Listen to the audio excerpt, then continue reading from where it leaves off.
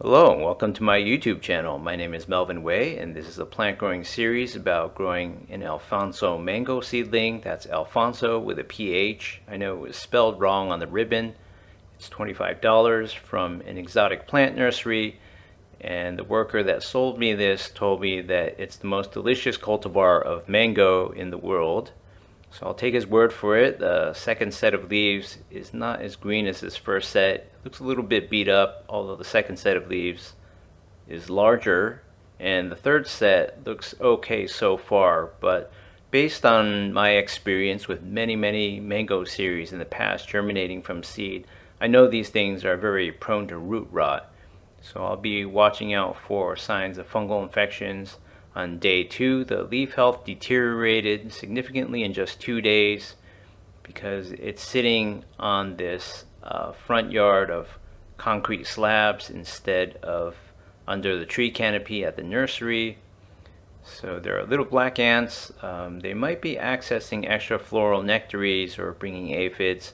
I don't know what's going on there, but I got to get all of these transplanted into coco coir, which is my new growing medium that I've decided to use for all of my plant growing series. So you can see the leaf health has suffered a little bit. It's a hotter, drier environment here. Alright, so now I'm going to go over all the prep work I did for this upcoming transplant. Here you can see me preheating the oven to 250 Fahrenheit. That's 121 Celsius, well above boiling point. And I'm doing this just to be on the safe side to sterilize my coco coir, which I'll show you in a minute.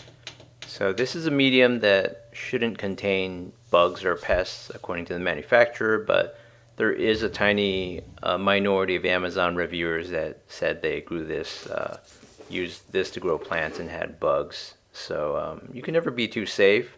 This is my first time using coco coir.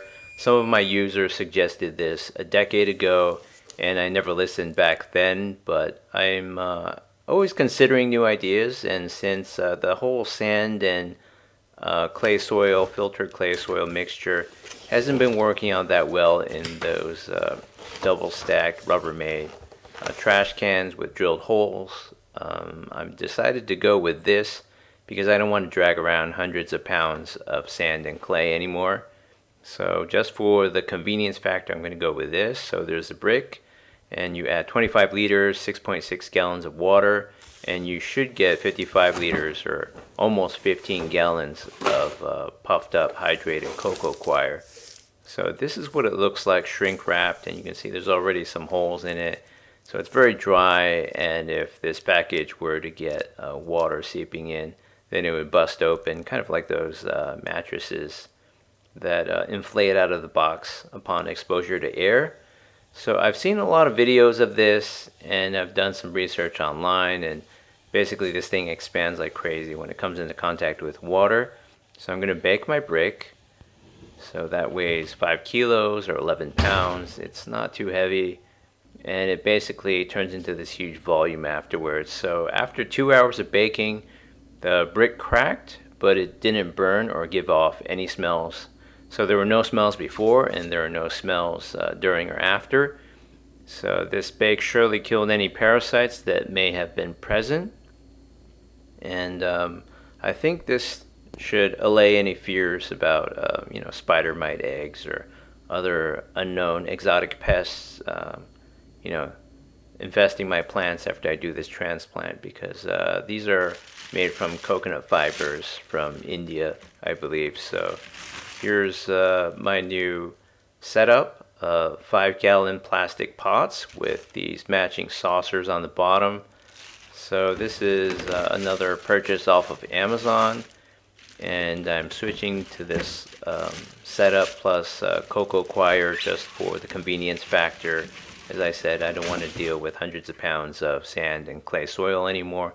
I want a very well aerated growing medium and pot setup. So you can see there's all these holes and slits at the bottom. They're not obnoxiously big, but they're big enough to get plenty of air circulation coming in through the bottom, which is really important. So they're not perfect, as you can see here. This one has some defects, but they're more aesthetic than most of the other stuff I saw on Amazon. So I just decided to go with this.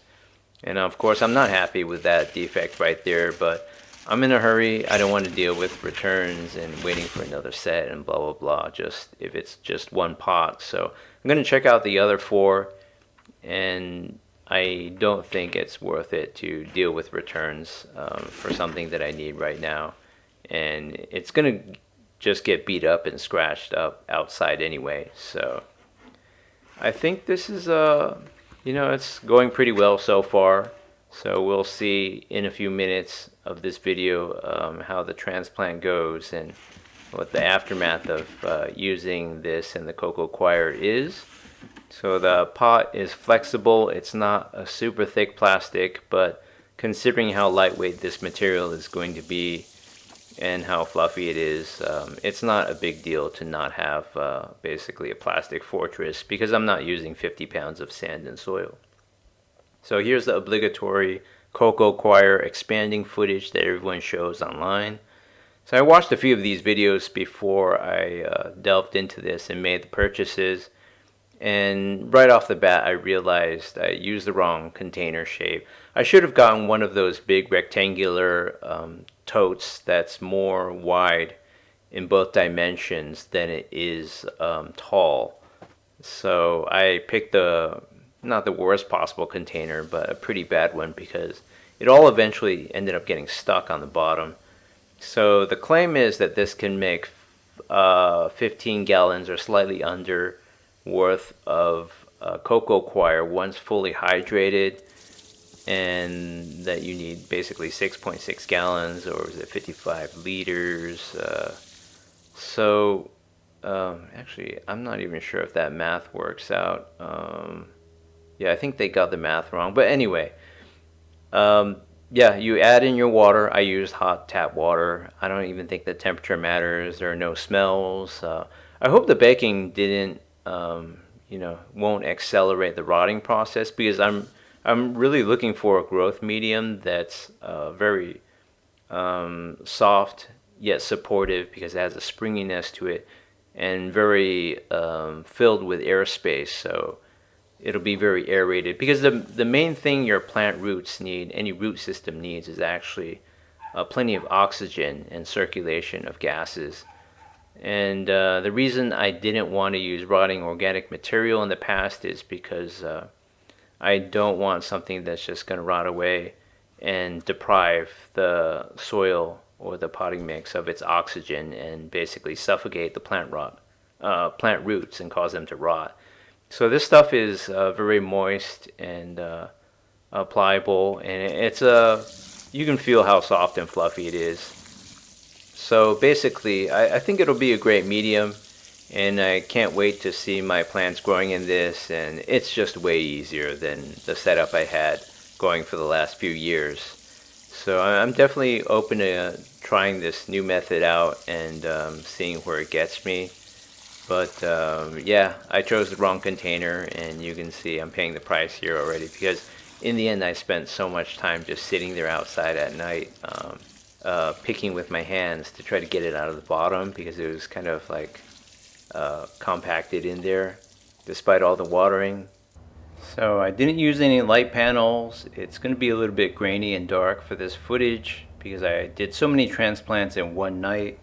It's pretty tiresome. I sacked the entire night, a workday night basically, to do all these transplants, because it was very urgent, and it should be very easy to get the soil out of these containers, the root mass, because the containers are very soft and pliable, and the root system is very underdeveloped compared to the seedlings I grew from the seeds.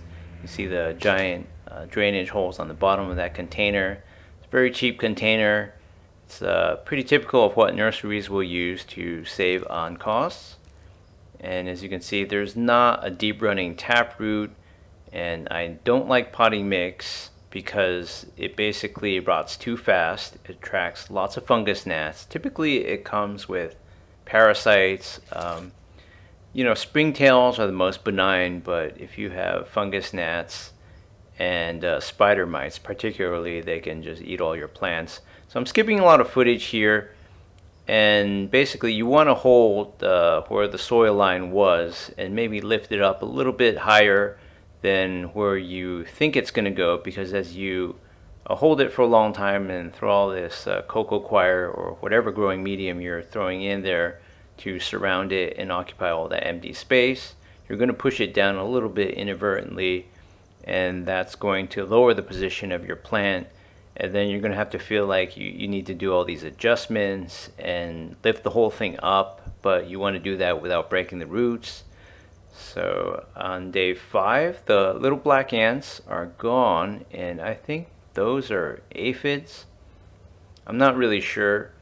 I used to have a great degree of optical zoom on my handheld point and shoot cameras during the early days of this plant growing channel. Back then it wasn't even a plant growing channel in the beginning, but when I first had spider mites, I could see them by zooming in up close, and now I don't have those capabilities with a cell phone. So this is a Bayer Bio Advanced 3-in-1 insect, mite, and fungal control. Hopefully that will keep the powdery mildew at bay. It's day 7. I'm going to use some fertilization with Miracle-Gro all-purpose plant food. For outdoor plants, you use the big end, the big scoop, and this is actually a very old supply, so I'm going to have to get more soon because I'm running out actually. And then this is crushed multivitamin powder. This is also quite old. I think it's from my last move actually, so it's probably been sitting in the bag for weeks, but that's not really relevant. I'm not adding that in to supply vitamins per se. That's not what plants need, but rather there are trace metals. There's lots of calcium carbonate in pills. I need to supplement all of the nutrients and have a complete nutritional profile in that very sterile baked coco coir that I prepared, since that's just coconut husk fibers. So the coco coir is great at occupying space. It's very springy. It's sort of like an organic spring material that holds a plant perfectly in place. So there won't be any falling over. The hydration is excellent, but at the same time there's no nutrients. So here I'm using the garden hose in the front yard to rinse off the leaves and to provide for additional watering. So it's day 14. It might take several weeks for the mango's health decline to stabilize. As you can see there, one of the third set of leaves fell off. So that's very typical with mango plants. They really struggle early on with root rot, and they like to send a taproot down deep. And I'm very surprised that this one didn't have one, because if you look at my channel and you watched all the previous mango series that I did, I go in great detail showing over and over again how to extract the seeds without damaging them, show you what's a good seed. And for those that germinate, those were typically mangoes from Mexico or I believe Peru sometimes. So yeah, those are a different cultivar, and they send down like thick tap roots that can go down at least 3 feet deep, if not much more feet. But you're severely limited by growing in a pot, so you're never going to have a pot that's much deeper than, let's say, a meter. So I had a mango in a tube series. You can see the third set of leaves is basically all gone. It's lost to a fungal infection. I think that's powdery mildew that you can see, that little bit of white fuzziness, gray fuzziness at the top there on the stem, the new growth of stem. So maybe that's lost too. And whenever I'm watering out of this watering can, it could either be tap water or it could be fertilizer, but in these early clips it's fertilizer. So there's more Miracle-Gro all-purpose plant food. There's some crushed vitamin powder going in there, 1 a day, Men's Health. So just 1 or 2, but I distribute that among many plants. And the rinsing is basically to make sure that the fertilizer doesn't sit on the leaves. I know there are foliar fertilizers, but I'd rather not take the chance of burning the leaves. And whenever I'm using the spray bottle, it's not for the water anymore, it's for this Bayer Bio Advanced 3-in-1. So I'm hoping that this will keep all the pests at bay. And that's basically a solution that you dilute yourself, and then you have to put it in a spray bottle. So it's kind of messy, And on day 34, you could see the new foliage is mostly gone, as I'll show you in a few seconds. But the first set of leaves is looking really beat up, and the second set of leaves is much lighter in color. So everything's yellow-green now. There's no longer a dark green, and you can see all these leaves are lost. So this is a recurring theme with mango growing. You're going to struggle in the beginning, and you're going to see your plants sprout new sets of leaves and lose them over and over again unless everything is going right. So up until this point, I've been watering slash fertilizing with Miracle-Gro and vitamins every 2 weeks. And here I'm just showing you this once again because I wanted to show you, if you're new to the channel, my methods in complete detail. So I'll brush that off later, but I use pliers to crush 2 multivitamins per, it's about like 1.75 gallons in here, or 7 liters, I believe. So that's a full scoop of the big scoop, the big end of the all-purpose plant food from Miracle-Gro. And the blue color is actually from the copper content in there, I believe. So none of that really matters. I know it kind of freaks people out, but it's just plant nutrients, macronutrients, and micronutrients in their most elemental forms. Very basic chemical compounds. And if you're working in a chemistry lab or a biology lab, everything would sort of look like that. Crystalline powders and mostly white colors, but in this case it's blue crystals. So there's no real significance to that. You know, it's just the plant gets the nutrients that it needs in the most basic compounds, elemental forms, and then it turns that into all the cell growth that it needs to develop as a plant. So I'm washing off the leaves here. You could see the 2 other plants that I bought at the same time at the end of April, on April 30th, 2022. And they struggled for a while as well to this new environment. But as you probably guessed from my other videos and the thumbnail of this one, they really started to take off afterwards. So I'll show you all that progress in between. It's day 63. The existing first 2 set of leaves are light green again, so the vigor is coming back. It's very easy to read the health of a plant by its leaves.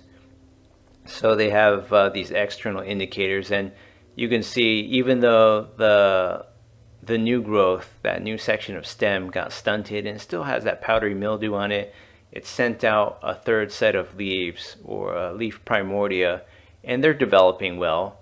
So that's something that a mango plant can do over and over again. If it's sort of in stasis, if it's struggling to survive, it'll lose these new leaves and sprout new ones. And only if things are going really well will this section of new stem elongate. So it's day 70. You can see the vigor is returning to this plant, although these first set of leaves are very chewed up. They're still photosynthesizing. I think the color is returning, and if I can get everything to be a healthy darker green again, then they can still be productive for the plant. So don't be tempted to just trim these off, prune off all these leaves. I mean, this is a big leaf and it's still producing for the plant. If you do that, the plant's just going to be under a lot more stress.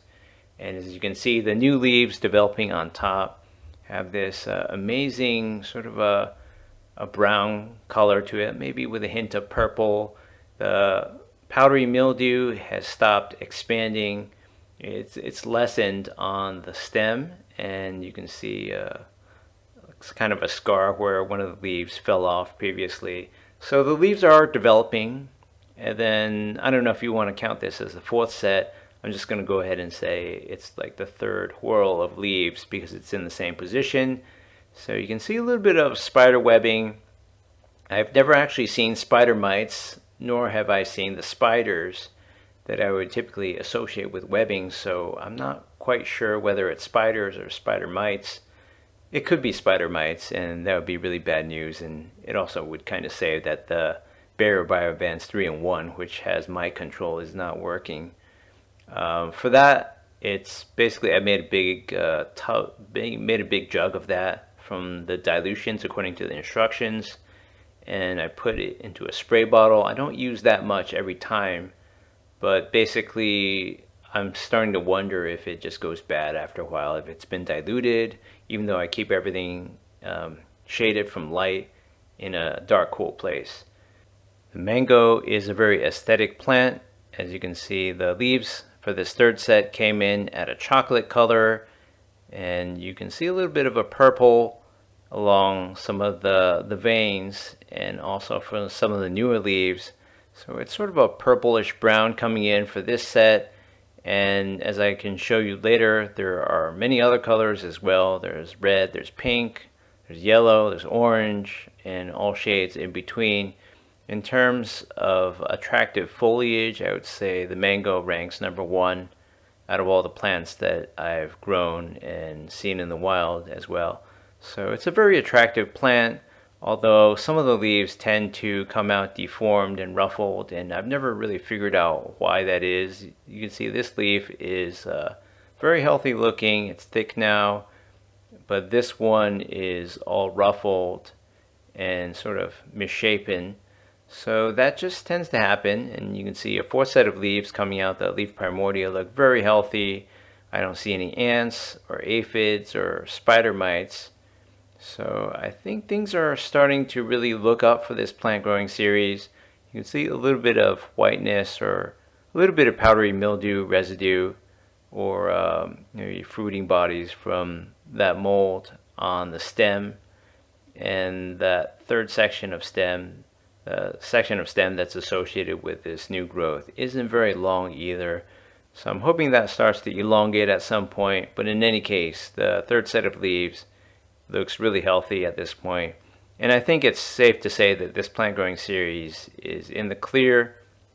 So on day 107, I have one new leaf that's 11 inches long, or 28 centimeters.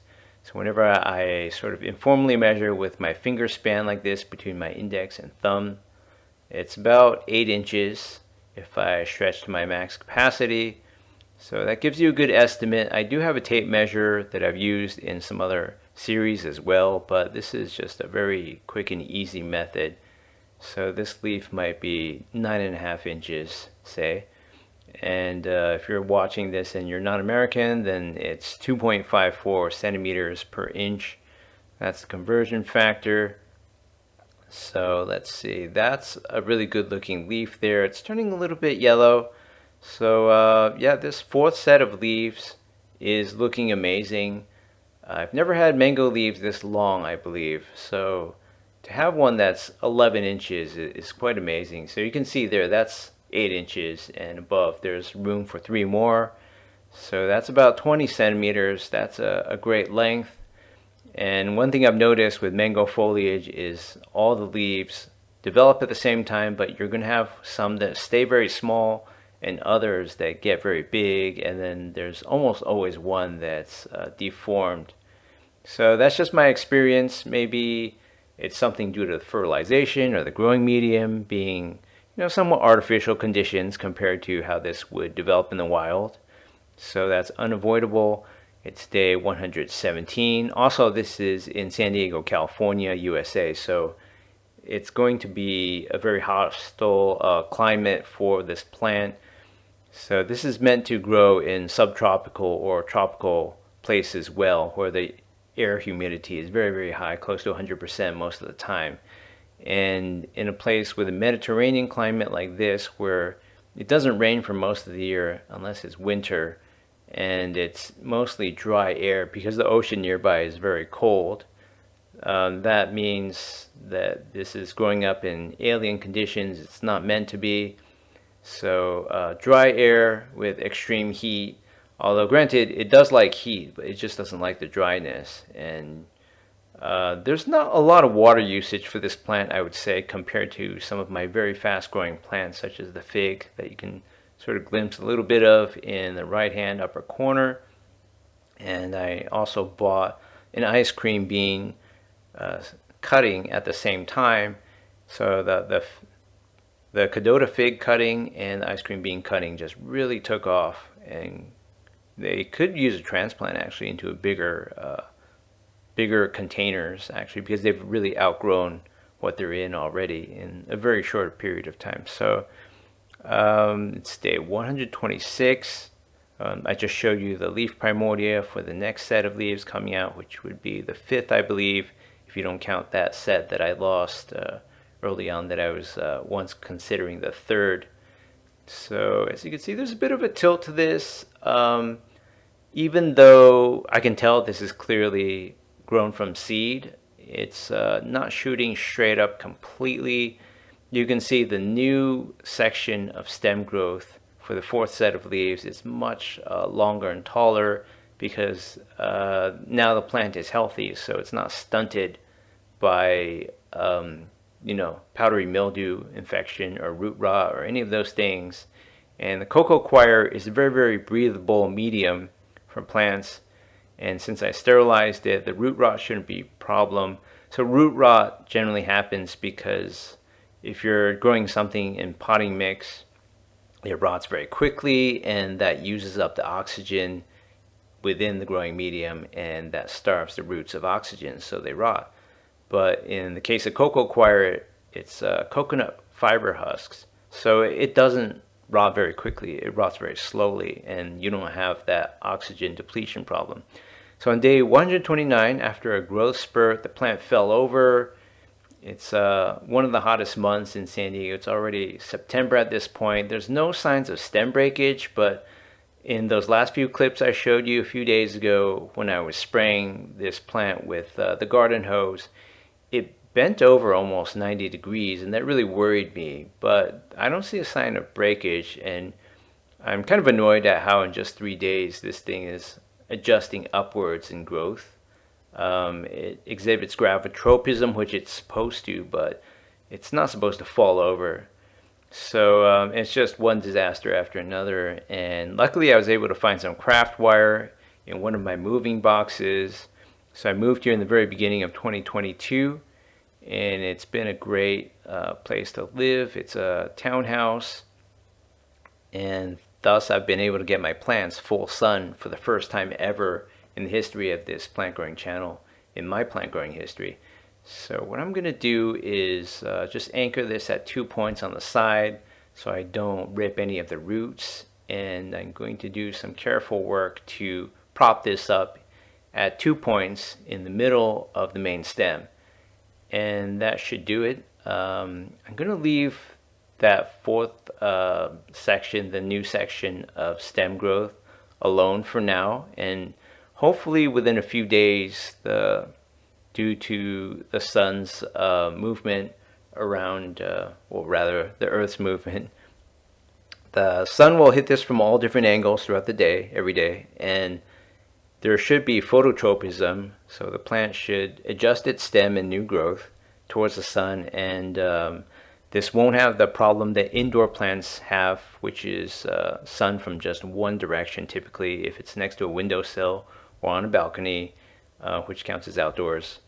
But this should straighten itself out over the next few days, and if it doesn't, then I can redo this craft wire and have it bind, keep the plant in place, the stem in place at higher points. So this is a much better alternative than using string and trying to tie it to neighboring plants or sticks, stakes in there and whatnot. Craft wire, this thick kind of craft wire, is just great for this purpose. It's also more aesthetic. So at this point, the plant is not very tall, so I'm just using the craft wire this way. I'm wrapping it several times around the outer lip of the pot. So you can see the problem is basically fixed. Although the stem, the new growth, might be a little bit crooked, it's not that unaesthetic yet. But you can imagine my anguish when I looked out my living room window and I saw that this thing fell over. And I was like, what now? Because all my other plants, you can see the ice cream being cutting. It's huge now in the background. That managed to grow up straight, even though it's from a cutting, and right itself without any help at all. So I like my plants to be independent and not be, basically dying and falling over every nanosecond. That's annoying. So the foliage is very charismatic here. It's not quite a reddish. It's sort of somewhere in between a red and yellow, although it's not quite orange either. So it's It's a very beautiful plant, and you can see here the craft wire. It's relatively like in the background. It's not obnoxious looking like that green nylon string that I used to use. And I'm rotating this pot with my feet here. So you can see it's a little bit crooked at the top. The foliage has adjusted direction according to gravity, but I'm confident that it should recover to some degree. And if not, I think at least the next section of new growth will continue straight up. So I think the leaves just grew way too big due to the Miracle-Gro and vitamin fertilization compared to what this would do in a natural state out in the wild without fertilization. So you can see this is the last day of filming for this 4-month clip. There's all sorts of beautiful coloration. This leaf is a little bit deformed at the end, but it's sort of an orange at this point. We've got multiple yellow leaves, which I believe is the most pretty color for this plant, actually, and some leaves that are small at the top and are transitioning out of a reddish pink, and soon those will become orange or yellow. So I've actually never seen a leaf that big that was mostly orange. So that's really good looking. The third set of leaves looks really big and healthy, and that's about 11 inches as well. So yeah, that's a great length, and basically I've never had leaves that big. I don't know if I'm going to get anything bigger than 11 inches. Maybe it's possible to get a foot or longer, but I think the tree will have to be bigger for that. So that's basically most of my 4-month episode right here. I wanted to make sure that this plant would succeed, and when I saw the plant fall over a week ago, I was just really dismayed because I thought this was in the bag and in the clear, and that basically I had this plant growing series under control. And then when it keeled over like that for no reason whatsoever, I was just really annoyed and upset, and I used the craft wire to right the stem basically, because I could have just let it sit there, but the leaves were so long they were just touching the concrete slabs. They were going to burn, and yeah, it would just be really unaesthetic and unshapely. So I hope this works out. I think it will. And this is, out of all the plants to grow, one of the hardest, if not the hardest.